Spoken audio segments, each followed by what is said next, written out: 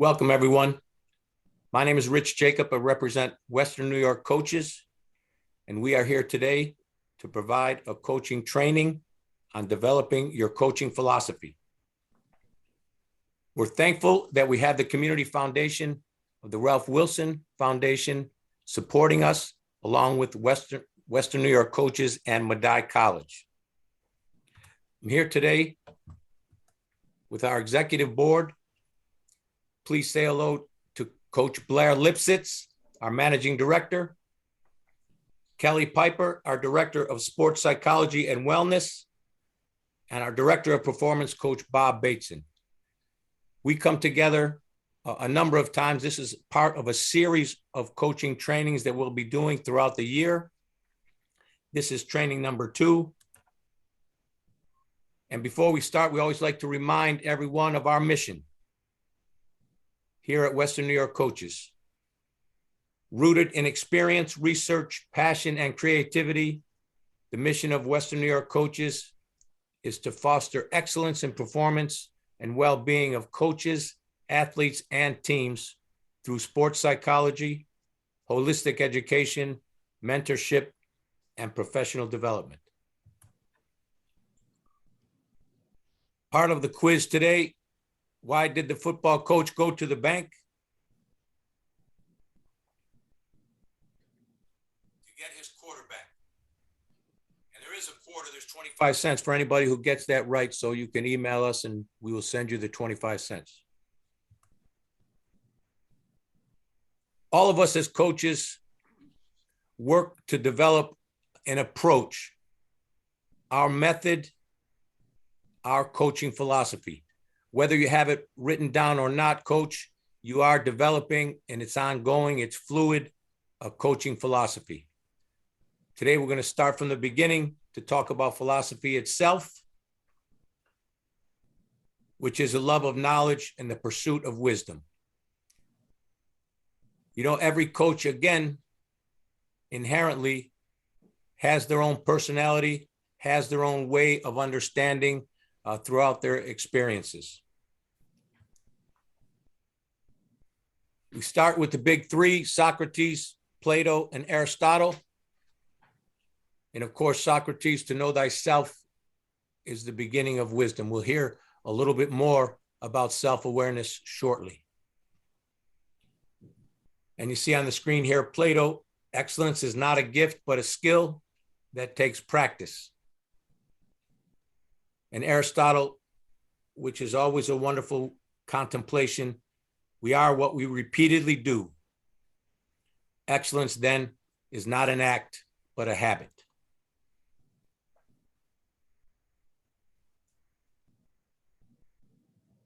Helping people get from one place to the next. Coaching. We'll talk more about the story of coach, the word coach, the meaning of coach, but it started in Cook's Hungary, where they made the Cadillac of stage coaches and helped us inspire what we do today. And again, that is helping people get from one place to the next. So we bring this up now because it certainly is at the center of what we do, and hopefully at the center of our coaching philosophy.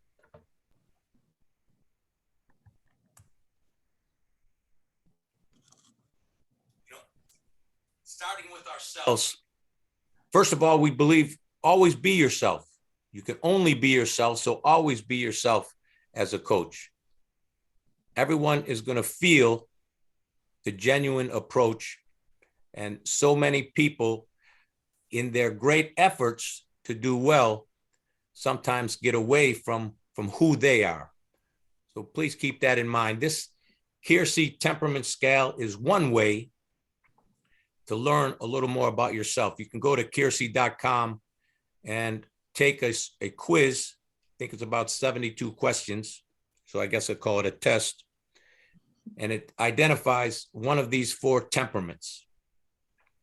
And again, some things that you already know about yourself, but this is just one more step in learning a little bit about who you are and what kinds of things that you have inherently in your coaching philosophy. I'm going to turn it over to our sports psychologist, Kelly Piper, to talk a little more about self-awareness. Thanks, Rich. So when I think about this topic, it's really such a foundational piece. I feel like it's one of those that we could talk all day about it. Definitely in conversations, initial conversations with coaches, with teams, and with individual athletes, this is a baseline conversation when we're getting started. It's such a foundational part of kind of developing your roadmap for who you are and who you want to be. So really, when we're thinking about self-awareness, basically we're talking about just knowing yourself, right? And that can sound very basic, but that doesn't mean that it's easy. When we think about either stepping into coaching or, really working on developing excellence as a student athlete at a high level, there's so many pieces to the puzzle that have gotten us to where we are.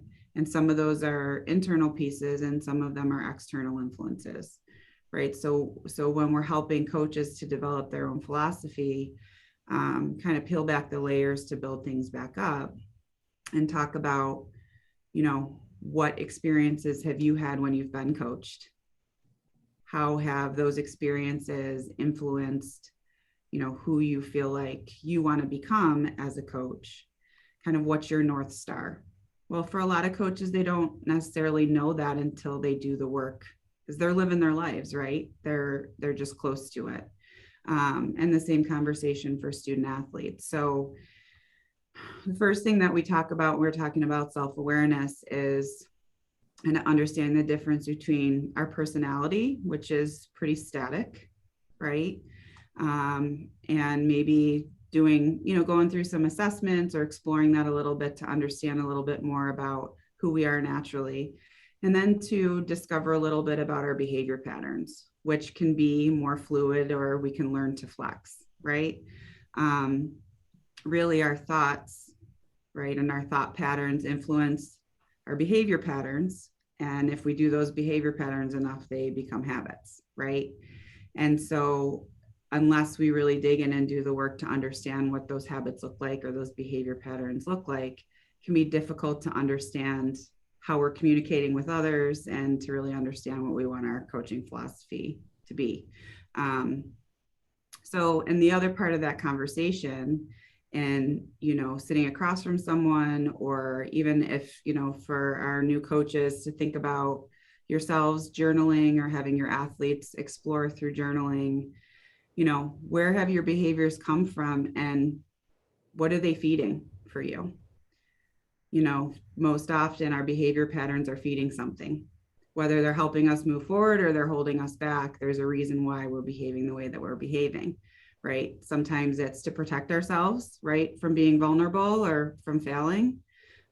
So doing that work to be able to, again, kind of explore that and understand kind of our personality, how that can help us thrive as a coach and how we want to communicate with our student athletes, and also understanding our behavior patterns, how we can learn to flex those behavior patterns. And as coaches, we know that it's so important to build that trust and communication with your athletes. So you may have to, behave and communicate a little bit differently depending on the team you have that year and depending on the personalities on your team and building trust. So that starts with being able to model the self-awareness that you have as a coach and instill that as a value, being vulnerable with your student athletes to encourage them to also develop that self-awareness. As far as a performance piece of that, unless we know clearly what our behavior patterns are around performance, right, and what's helping us move forward and what might be holding us back. So our intensity level, how we respond to competition and being challenged, nerves, positive and negative self-talk, all those things, to be able to kind of know what our habits look like, then we can peel back the layers and start making some shifts. So I think when we're talking about self-awareness, as coaches, to really think about building that in when you're starting in preseason, and you're building your team, is to make that a pillar of, what you establish as a value. If we know who we are, we can establish our identity, and we know what we want. What's our North Star? How do we want to move forward? That's good. So much was said there, Kelly. Thank you. And, a couple of things just to build on what you said, the idea of being able to adapt and adjust accordingly. The journaling, this coaching notebook. I mean, I think we should all have a coaching notebook or two when, during our time in our days, whatever part of the season, preseason, postseason, etc. You have the idea, write it down.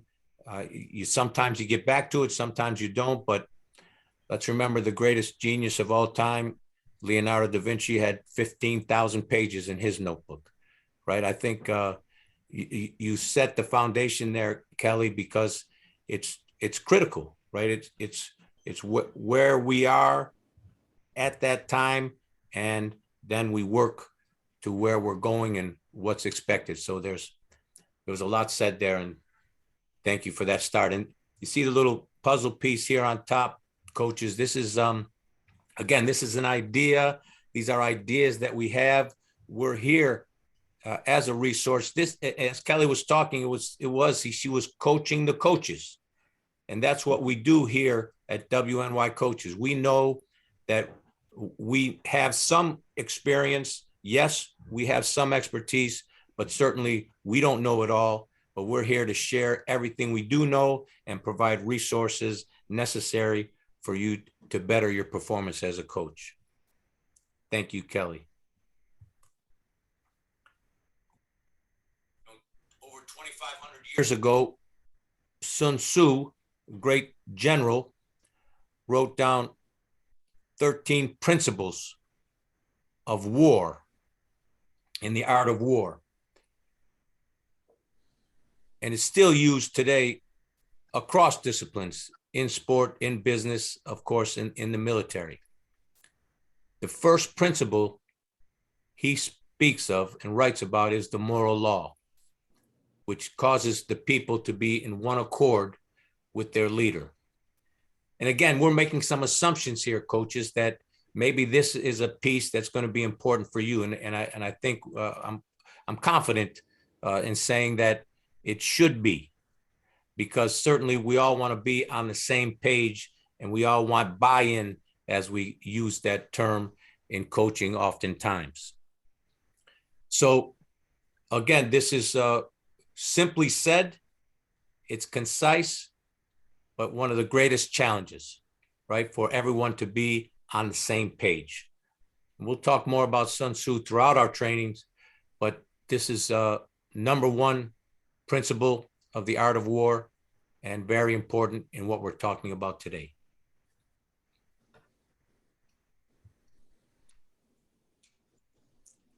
Trust, and of course, we already know this, is another piece of the puzzle.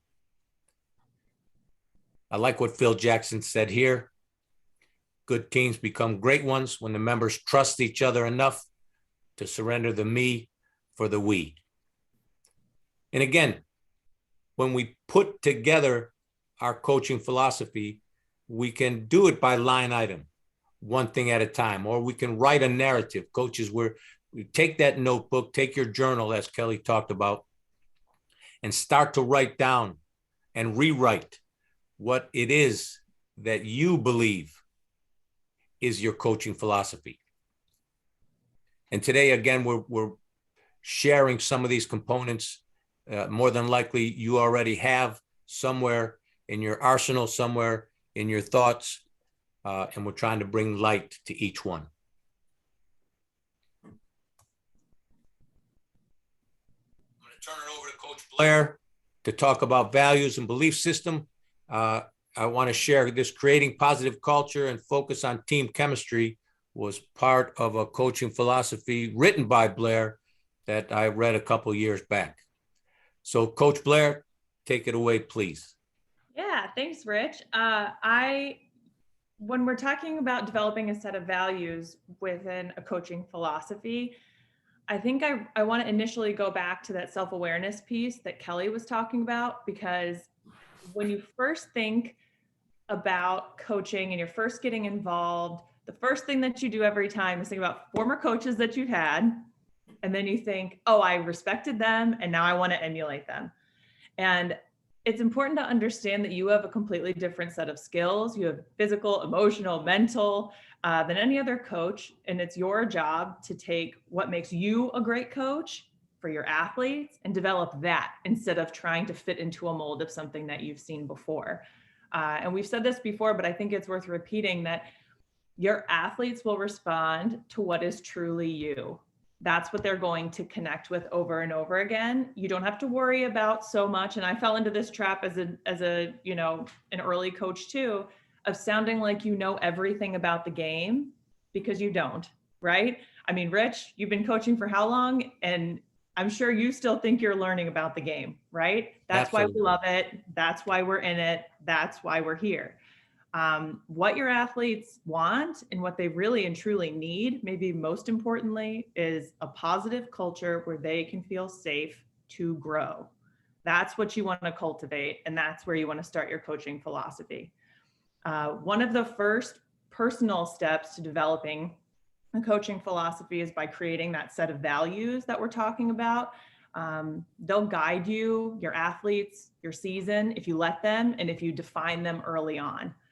So, try to think about what are the reasons you want to coach? What kind of coach do you want to be? What kind of example do you want to set for your athletes, particularly when they're young athletes? But I mean, this goes all through the collegiate level and beyond. And what are you teaching them with your behavior? How are you going to act in those moments of challenge and crisis that Kelly was talking about? You'll take the small set, I think like 3 to 5 is really good, of values that are really important to you and to your team. And that's how you're going to start creating that positive team culture. So have an open discussion with your team, very first practice, maybe even before your first practice. This is your first actionable step as a coach. You meet with your team, get the parents involved if you're at the youth level, all the families there. And you say, this is what we're focused on for the season. We're going to be learning fundamentals. We're going to be improving. We're going to have fun. We're going to work as a team. We're going to learn how to compete, right? For example, all of these are things that are so important to a team aspect, and that you're going to set out and help everyone have a good season, because as issues arise, concerns arise mid-season, go back to that initial meeting. I know a lot of coaches that put this in writing now. And you can say, these were our team goals. This is our team focus. It has always been team first, and that's what it's always going to be. And it's helpful for you. It's helpful for athletes. It's helpful for parents, just to know that you have that clear path forward and that you feel confident in that path. The second big action step, and this one is my personal favorite, is something that we implemented in our gym and I thought really made a big impact. It's a great way to start introducing what we call a learning gym. And that's especially important for young people who are just starting out. They love sports because it's one of the first things that they learn. They can apply new knowledge and then they improve, right? Outside of a classroom setting. This is something that they can do that is fun, and they are unknowingly or maybe knowingly building confidence at such a young age. And that's so, so, so important for them. And so as coaches, our job, I believe, is to foster that feeling and make that feeling happen over and over again. Wins and losses aren't your focus at the youth level. And if you're doing it right and you're committing to your athletes, the wins will come. We'll say this 100 times, throughout our training, I'm sure. Focus on your athletes, focus on your team, focus on the game, on the life lessons, and everything else will fall into place. That's great. That's great, Coach. And you're so right. This is, again, so important to the foundation of what we're trying to build. And you said it, do it in the beginning, but bring everybody in the room, have them take ownership. And then as you go throughout the year, you come right back to it. It's a solid part of the foundation.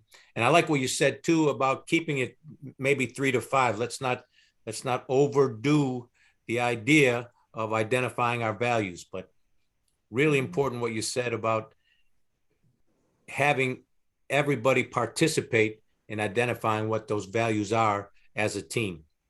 And that brings also, Kelly talked about each year is a new group, right? It's a program that you're building, but it's an open-ended group. So we have new members each year, other members graduate, move forward. So there's a core of continuity in the program, in your program, but also there's differences each year. So you both alluded to those important facts about the group dynamic and how we need to adjust and adapt accordingly. Really good. And Coach, and I know you talked a little bit about it, but maybe we stay right on the slide here and we could all talk a little bit about team chemistry. If I can hand it back to you, Coach Blair, and some of the things you've already shared about building team chemistry, focusing on team chemistry, but what about team chemistry overall? So team chemistry, it does go with that learning gym mentality, because every day, I'm saying we're not focusing on the wins and losses so much. What we're focusing on is constant improvement. And as you get older, and as you get, I guess, more competitive with your team, these things kind of shift over time, but always there is a continuous goal to improve, to get better. It might not be, to be excellent every day in the beginning. It might be effort-based, but that constant improvement and that team sort of push forward is what's going to create that great team chemistry. Everyone's working together towards one goal. Everyone is making it about the team first. And that's how you want to foster that positive team culture within your team. Nice. Coach, I can see, and for the coaches out there, we have these trainings, a series of trainings that are coming forward, but we also work on these micro lectures. And Coach Blair, I think a learning gym is budding as a micro lecture. So we look forward to that. Thank you. Thank you.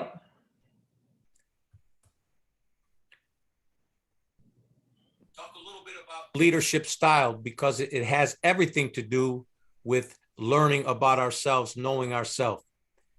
Cella, as he's known, is a high priest in leadership and athletics.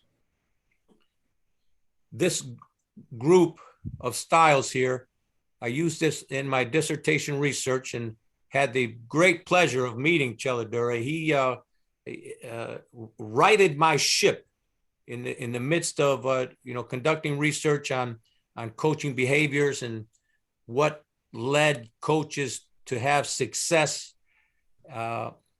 His leadership scale for sports, which identified these 5 leadership styles, were part of the instrument that we used.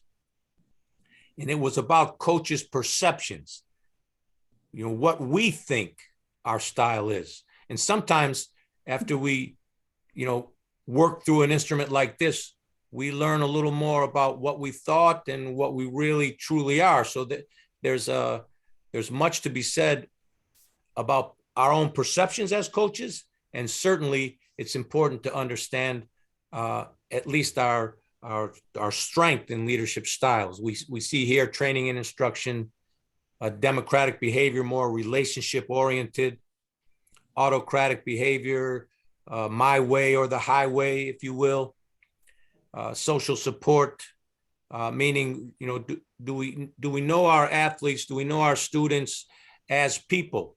We have a task orientation as a coach. We're immersed in our sport. We're immersed in the skills necessary to succeed in our sport.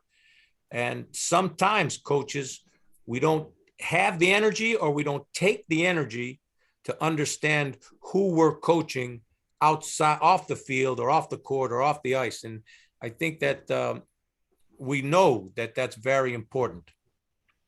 Actually, the result here in my study, which was with all Division I men's and women's basketball coaches, I kicked my heels when I got the results, because social support was correlated with winning success, which is something I thought all the way, right? We have to have a sense, a relationship with each of our players. Each of our players are individuals, have individual needs, individual ways of learning. There's learning styles. We're talking about leadership style right now, but there's learning styles for every student. So how do we understand each of our players? And coaches, all of us in our recent training talked about individual meetings, again, away from the field of play, to understand a little more about the people that we're coaching, a little more about their family, a little more about, what's important to them. Just like you said, Coach Blair, it's like, you're going to ask yourself, why do you want to be a coach? Well, it's similar to the participant.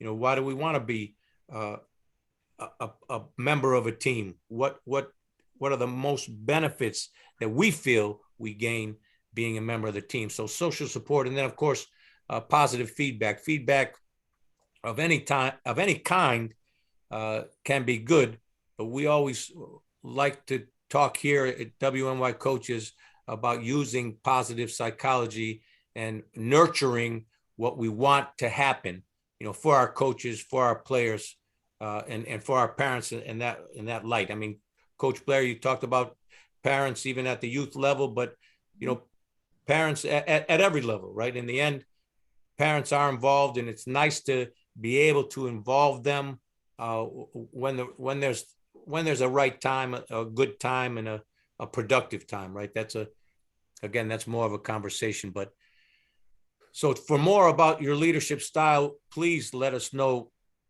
coaches. We're happy to meet with individual coaches or groups of coaches to talk about all of these things, but your leadership style has everything to do with your coaching philosophy. And again, going back even a step further, or as Kelly said, peel it back to who you are as a person, what makes you tick, what have you learned in your household, right? In your environment, in your home. So we'll talk a lot more about leadership style.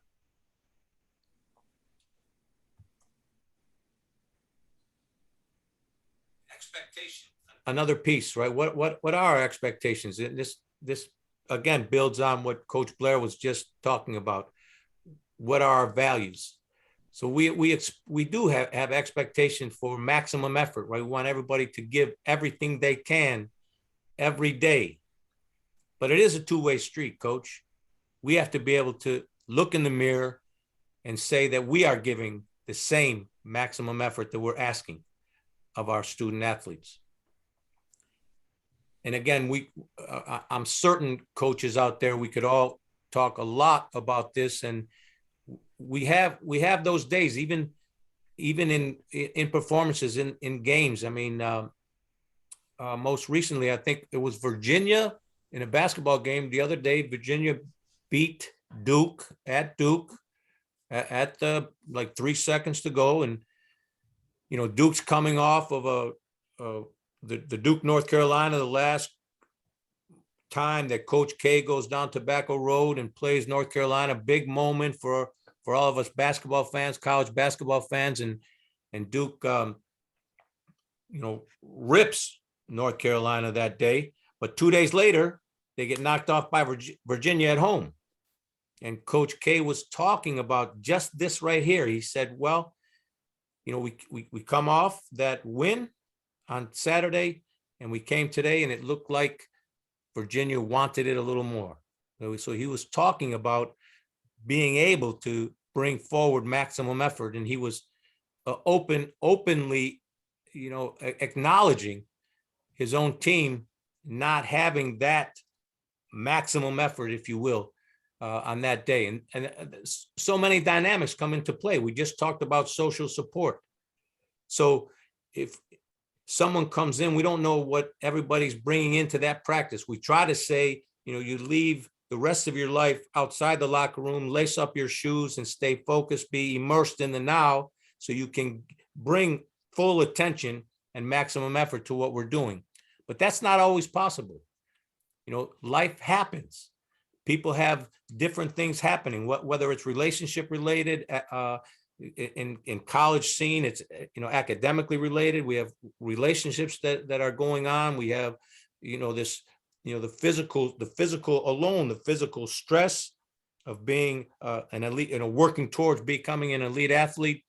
These are factors that hinder sometimes our ability to give our maximum effort. So again, coaches, we're bringing these things forward, talking about them briefly, but there's so much more to discuss about each of these pieces of the puzzle. And I do like LaFontaine, the great runner. His quote goes with me everywhere because it's such an awesome message. To give anything less than your best is to sacrifice the gift.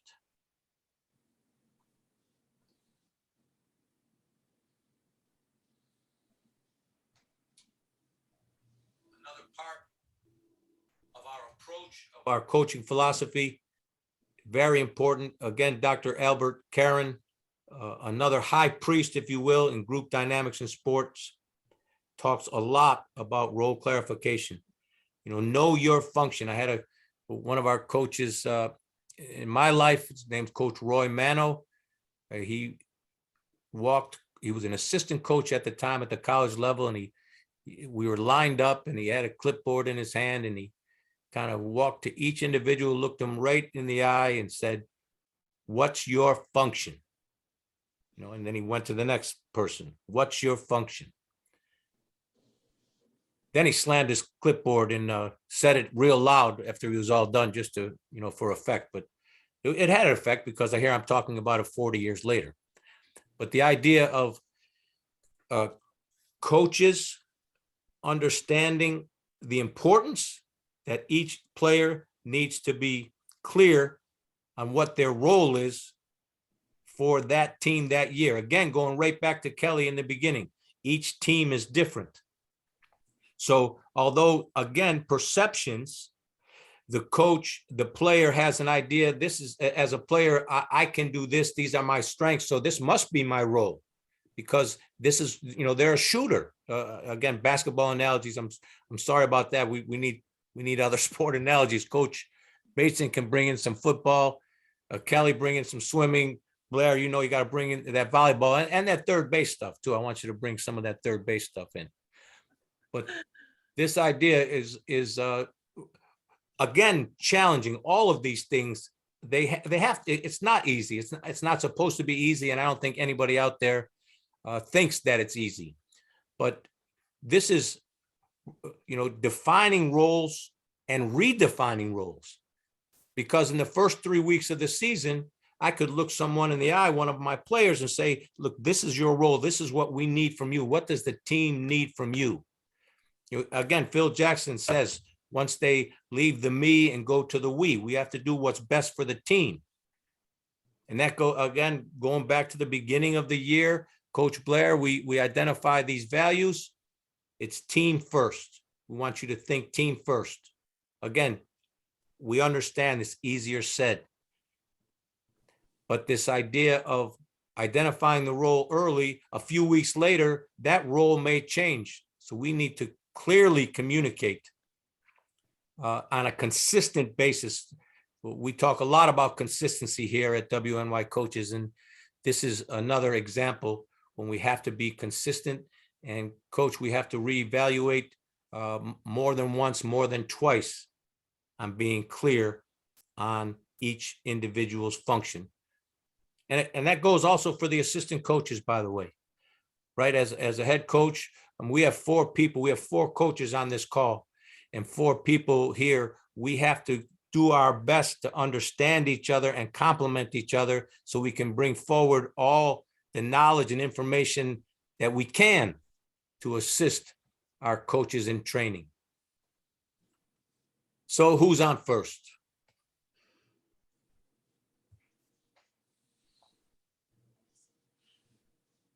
Part of the philosophy here, first among equals. I mean, I have Robin Jones here from the UK and his the sports coach as educator. He talks a lot about empowering athletes. The idea of first among equals is that we look each other in the eye as coaches and players, and we are equals. We are all here together, and we all can bring something to the table. It is the brilliance in the room that's going to make the team holistically who they are and give us our best chance when everybody's brilliance, everybody's view, everybody's energy is all together. But there is a first among equals, right? My dad always told me that there can only be one general. And I've lived my life that way as a coach and tried to bring that idea forward. At the same time, though, embracing that everyone is equal, not only the best players, right? If there's 15 people on the roster, if there's 25 people on the roster, then that 25th down the road, down the end of the bench, if you will, is just as important as the first two or the leading scorers or the best players, so to speak, right? Everyone is equal and everyone is equally valued. And we have to empower our athletes, and that's walking a line. Because again, when we empower athletes, we're walking a line of perception of that athlete. What does this mean? The coach is allowing me to help identify values, for example, or the coach is allowing me to make these decisions. That's very important. But at the same time, where's the boundary? Coach, you have to be clear. And again, you have to be consistent on your boundaries when you empower athletes so they understand clearly as possible what that means when you're encouraging them to be independent thinkers, for this example. I don't know, my colleagues, anything else on first among equals?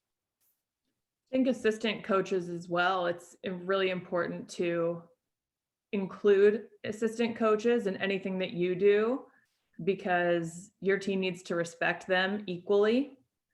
If you're not there at a practice and an assistant coach needs to hop in and run a practice, they need to have the exact same respect that you would. And they need to look at your core coaching group or your coaching staff as a team of its own, and somebody who, they're a united front. We respect them equally. Head coach, assistant coach, support staff, no matter what it is, all of those people are an integral part of the team and should be respected as such. Really good point, Coach Blair. Excellent. Yeah, Coach, it's as we always talked about, there's only one general, but you want to involve everybody else as being part of it, but they have to understand their roles. Mm-hmm. And that has to be brought clear by the head coach. Yes, sir. It's true. And again, not easy. No, it can sometimes be misinterpreted by players as like, we're all equal. So I can say, I have my input and should be listened to. Your input is relevant, but there's still only one general. So it can be a tricky message to some of the youth athletes today, where they're always told that, hey, everything, your opinion matters, they're listened to, as opposed to, let me give you your opinion. Now it's like their opinion matters out of the gate. So that message has to be clear into like, hey, we're all equals, but know your role. Stay in your lane as being an equal at the same time. And because you still have to respect the head coach and then down the line to the assistant coaches and so forth. Yeah, nice, Coach. Stay in your lane. I like it. That's a little swimming and track, right, Kelly? That's some swimming talk right there. Great. Thanks, Coach.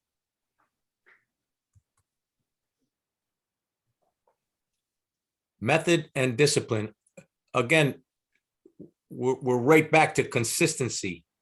So going back to expectations, once you establish your expectation and you're fair and consistent with everyone, right? It's again, from player 1 to player 25, everyone gets treated the same. And here again, another great quote: being a bridge between goals and accomplishment. your methods, coach, again, this is fluid. This is something as you develop as a coach and you develop your philosophy, you will learn, continuous learning, as has been said more than once, more than twice here, is part of an ongoing development of your method. But the sense of discipline and responses from your players, we have to be fair and consistent. Again, coaches, I know that this sounds like, okay, simple, rather simple, and perhaps easy, but so important, so critical to establishing a culture, right? To building a culture. And again, saying these things are fluid cannot be said enough, because this is an ongoing, growing process as a team, as a culture. Each season, again, is a new start. Yes, if we're there for a number of years, we're building a program. That's how a program is built, with consistency and expectation, because with that continuity in a program, even at the little league level, I mean, it's, if we're a youth sport organization administrator, and we're sharing values as a youth sport organization, we see it all the time. If there's a consistency throughout, if each coach in that youth sport organization is exercising a fair and consistent and clear method and discipline, then there's a culture across that youth sport organization. And developmental programs like this, we can see the differences in the success of the individuals and the success of the teams. So I know that part of these trainings we will bring on site to these youth sport organizations, and we look forward to sharing details on how to go about instilling this kind of consistent protocol, if you will, throughout every organization. I mean, athletic directors in high schools, that many sports, that many coaches, that many different approaches, but also trying to land at core values for that program. Again, whether it's a YSO, youth sport organization, or a high school, college athletic department, there's always efforts, multiple efforts being made to try to create culture. And this is part of creating the culture. This is a piece of the puzzle that has everything to do with the foundation of your culture.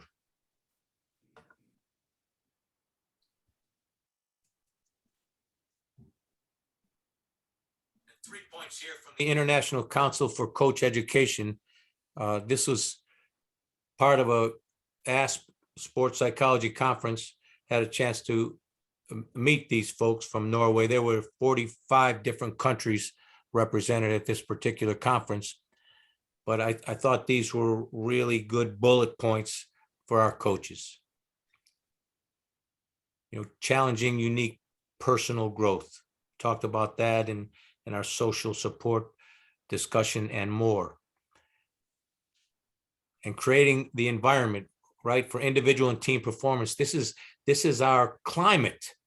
This is our motivational climate that we're trying to create, right? This is part of your coaching philosophy, because yes, we have to have not only an environment to prosper for our members to prosper with, but we have to, again, I'm probably using this term a little too much today, but we have to be consistent, because they will help people understand this is our climate. This is what we are proponents of.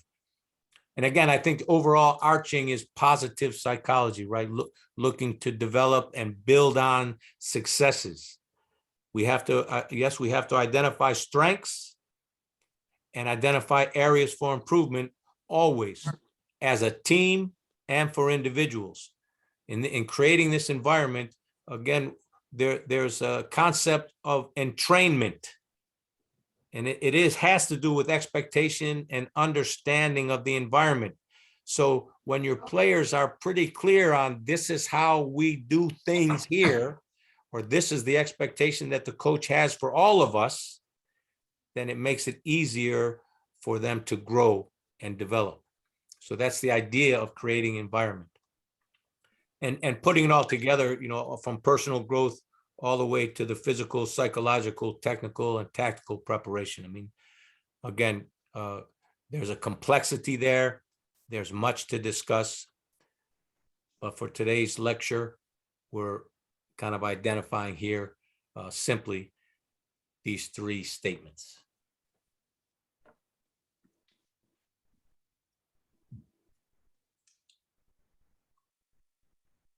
Okay, Coach Basin, I'm going to turn it over to you because unlike the rest of us on the call, you've worked with the elite youth. You've worked with professional athletes in more than one sport. You played in the NFL. And you continue to coach and train people at all levels. So I just wanted you to, if it's okay, to share a little bit about your coaching philosophy. And I'm calling it a view from all levels because that's you. Turn it over to you, Coach. Thanks, Coach. And a lot of what was already talked about really is already in my philosophies. The number one is all in. All right, coaching is, as we both have discussed, Coach, I think this might be your term, is you know, not what I do, it's who I am. Right, it's who we are, coaches, and it's a full commitment. It starts at the top, right? And I'll give you a little example of commitment. It'll help clarify it. There's two people that run every day. One morning it is freezing cold, rain out. One person gets up, looks out, says, it's raining out, I'll run tomorrow. The other person gets up, puts on their gear, just goes out to run. Didn't even check the weather. The person that looked at the weather and said, I'll run tomorrow was interested in running. The person that got up and just put on their gear and ran is committed to running. And that is the difference between interested and committed. So as a coach, you have to be really committed to what you're going to do with coaching and the sport that you're coaching. So that philosophy applies at all levels in all sports. I come up through football, right, Coach? But we coach basketball together, right? And we have 2 state championship teams back to back. Coaching is coaching, right? So I think all in is probably and commitment, respect, right? You don't have to like each other. You don't have to love each other, but you have to respect each other on that team, right? And that comes from the top down. Everything we do comes from the top down. Coach, I'll never forget when we started that run at Park School, you looked at me a couple weeks into the season and said, hey, you think we can do a state championship? And I said, absolutely, but we got to talk about it out loud. Now, if I had hesitated and said, yeah, it's a good idea, then we would have just been interested in the state championship. But we committed to a state championship at the coaching level, which trickled down to our players committing to it. And so that's, and that happens at all levels. You have to adjust how you apply those things as you go up the chain. Because as you go up the chain, you have you get from the youth level, the high school level, college level, to the pro level. You know, that's going to change a little bit how you apply it, but don't ever waver from your values of it. You might apply it differently, the self-awareness that Kelly talked about, of how to apply it to a professional athlete. Remember, at that level, these people are being paid for that sport. And there's some that are going to be really committed to staying in the league and making it there. And there's some that just want to get to the league and they're not going to last long. All right. And you have to really look at your players at all levels, but professional level even more, of the players that are really committed to winning, not just what are my numbers, the Phil Jackson, you know, me as opposed to we, you know, that philosophy. There's a lot of players that will just worry about what they're doing. My numbers are good, so I'm valuable. I can be traded. I'm going to make my money, as opposed to what's best for this team and winning a championship. So you have to, and even at the high school, we find those players that are committed in that philosophy. They'll put the pressure on the other players as well to step up and become a we instead of a me. And the whole me thing has really, really become a problem, I think, with even youth sports, through even AAU at all levels. It's about me. Look at me. Look at me. Look what I'm doing. And how many times we've come back to the high school level coach and we had to like almost take the first month and kind of shake out the sheets and retrain them into this is a team sport. No one here is bigger than the game. And let's get back to playing as a we instead of a me. Yeah, it's so important. And the point you make about the professional athlete and their agenda, Coach, that really presents even a unique challenge to coaches. Coach, you can see it. We watch it with college coaches that are very successful at the college level that just cannot crack it in the professional level because they have to be aware of but they have to change the self-awareness Kelly talked about. They can still maintain their philosophies, but they have to apply them differently at that level. Yeah, your work ethic as a player and as a coach seems to drive your philosophy, Coach. Yeah, and I 100% am bought into it. Coach, we started this basketball at the high school level. I think he asked me 4 times before he cracked me to get on board with you, and not because I didn't want to. I 100% wanted to. I understood the commitment that it was going to take. There's nothing part-time about coaching, all right? And I understood the commitment was going to take, and I wanted to be 100% committed to you and the program to be at that next level, and not just like check the box. Man, box checkers don't fly well with me. It's like, don't just show up and check the box. I did it. What did you get out of it? What did you improve with the game, with yourself, with your skills? Yeah, that's good. That's good, Coach. You bring this. There's nothing part-time. The full commitment up almost every time we talk. So again, going back to our micro lectures, I feel one coming from you. All in, right? That's going to be the title. Coaches that are out there realize that getting into it. If you really want to be a successful coach and have a championship team, it's got to start with you as a commitment. Yep. And that belief system you talked about is so important, because there are so many times where coaches say like, oh yeah, we're going to have a good season, but you really have to truly believe we are going to be a championship team. And then your team will really believe it. Who was it? 100%. Gypsy cut down the nets every day in practice. Yeah. That's the first thing I thought of when you said that. Yeah. And I used to have the players every day. I said, every day, when you go home, every night before you go to bed, when you get up in the morning, look in the mirror and tell yourself you're going to be a state champion, and look yourself in the eye and believe it. Because if you can't look yourself in the eye in the mirror and you look away, you don't believe it. If you don't believe it, it's not going to happen. Mm-hmm. They don't believe it until you believe it within them, right? Right. Yeah. Well said. Coach, I wish we had time to get you more charged up, because I like when you get rolling. Good. Thanks. You know me, Coach. Thank you. Excellent. Excellent. The great Pat Summit, she put together this definite dozen. I got it from patsummit.org. I mean, for me, it's amazing, right? This is amazing. And I just want our coaches to take a close look at this screen and thank the great late Pat Summit, because she put it together here. And it's, I think we could have done this whole lecture on one slide looking at this dozen. It's a life map, right? Absolutely. Awesome.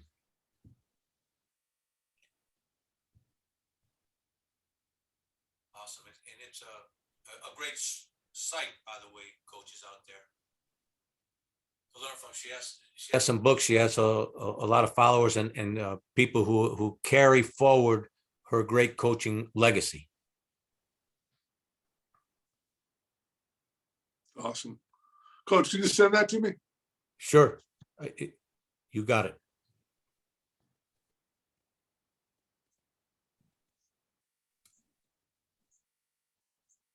Okay, we're winding down here. A few more important pieces.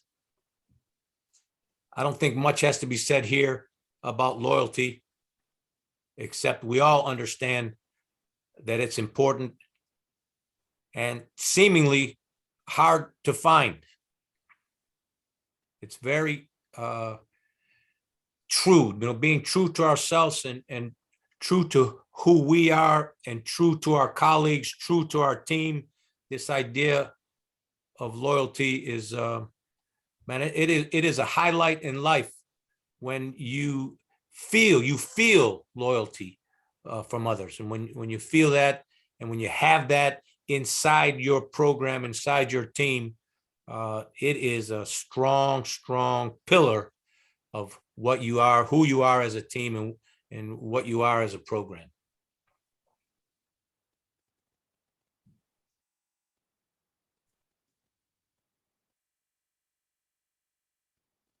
I've learned lessons here when it comes to acceptance.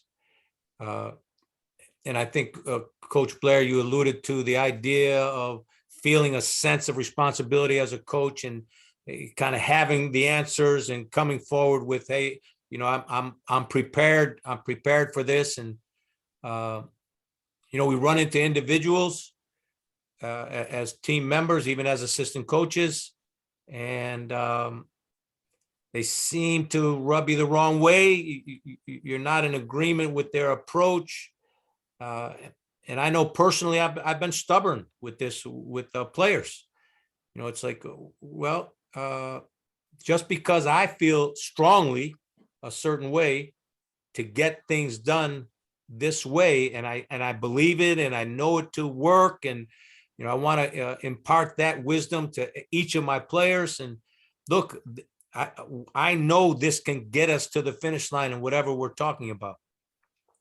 But that doesn't mean, I've learned, that someone else can find their way to get that job done, that same job done with the same result.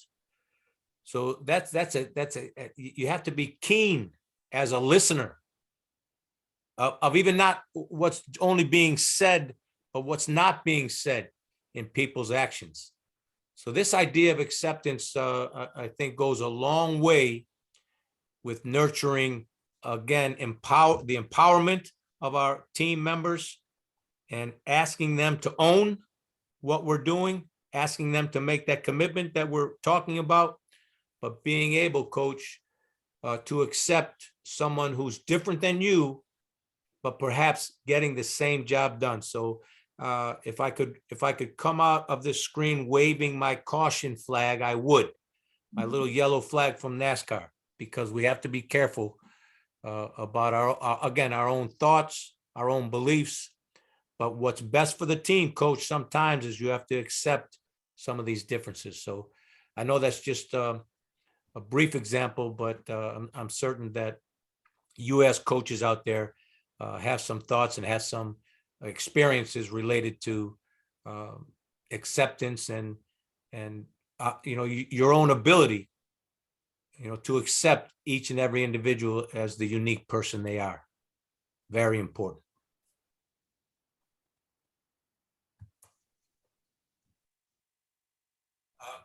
Kelly, again, talks about knowing ourselves, knowing how we respond to adversity and challenges.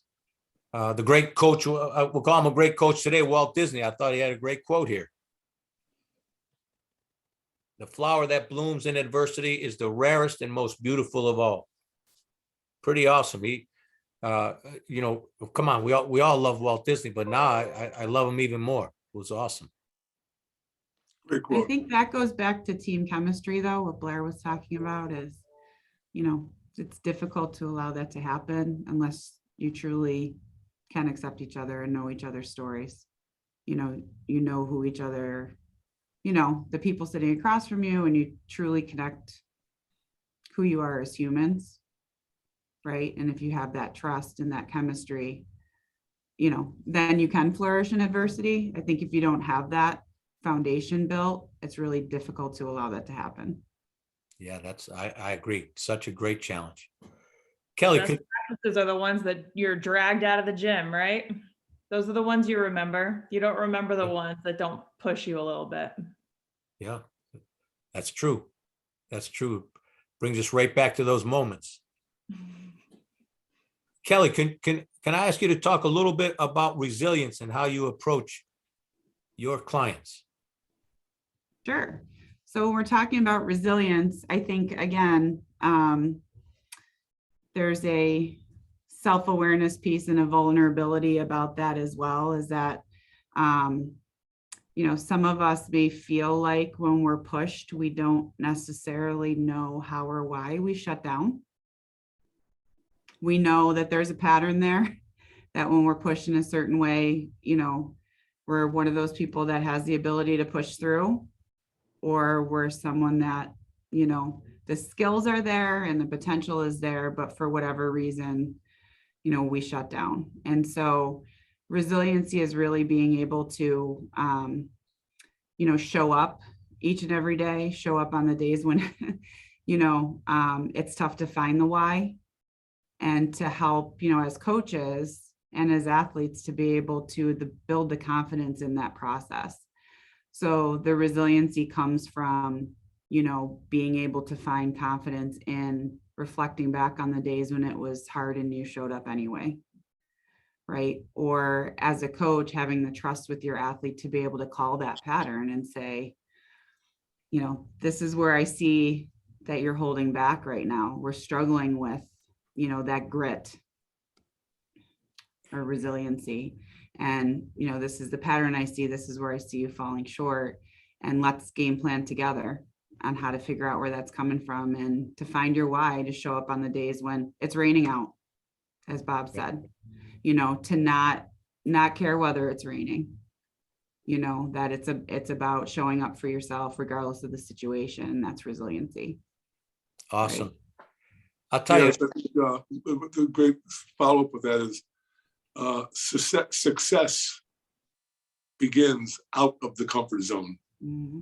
And that's when we become resilient, when they can push through that uncomfortable stuff to be successful. That's where it all happens. Nice. Yes, that's great point, Coach. And I'll tell you, Kelly, when we've known each other for a number of years now, and this blend of a sports psychologist and the coach, although very commonplace today, hasn't always been that way. But each time that you share your expertise, and again, me as a coach, you as a sports psychologist, I continuously see more the value of the collaboration between the sports psychologist and the coach. So thank you for that. And again, your way of approaching these discussions, and you always have a respectful side to allow people to think for themselves, but you're bringing forward such important points. So you do a great job. Thanks, Coach. I appreciate that. Thanks. I'm in good company. Oh, we got a great team here. We do.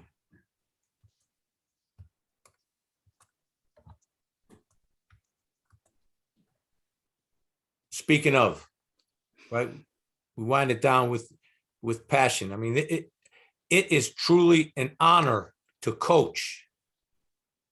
And we just can't say enough, of course, about the piece of the puzzle being a love for what you do and passion for who you are and what you're bringing to the table. But it's exciting. It's an exciting experience. It's, again, a privilege to be a coach. And, oftentimes hiring assistant coaches, and you hear people say, well, yeah, I think I might do some coaching. Or you meet someone else with fire in their belly and say, I'm coaching. I want to coach. I want to coach. And there's a difference. It's nice.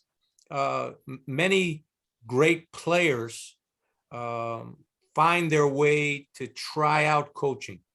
But for me, you can identify and you can feel the passion of someone who really wants to be a coach. I think it's important to make that distinction. If again, not to say that a parent who steps in at the Little League when they need someone and says, okay, I'll do it.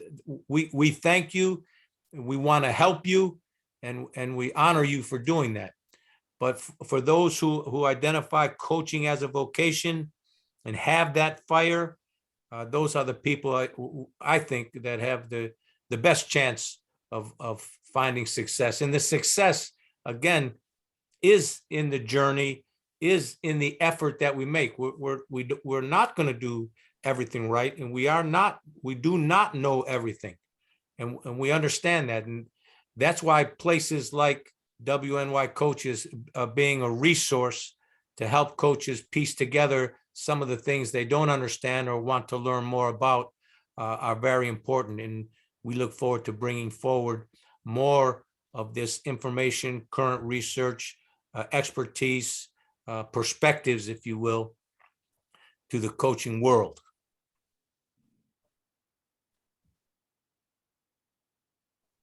So, Coach, you have to, put all those pieces together. We're telling you, keep on growing, because again, it's said by all of my colleagues here. Always get better. Coach Blair, you brought that learning gym concept here today, which is again fits right into this slide, right? That's the idea. Coaching, we are in a learning gym, and we have to keep on growing, and putting the pieces of the puzzle together is an ongoing process, and one we should enjoy. Again, the same message is going to be every training. Let's work together to protect our young through sport. See our website there. There's a direct phone number if you want to get in touch with us here at Western New York Coaches. Again, we thank the Community Foundation of Ralph Wilson. We thank Medaille College and all the other sponsors that we have involved with WNY Coaches. And thank you, coaches, athletes, and everyone else who's listening today. God bless. Take care. Right.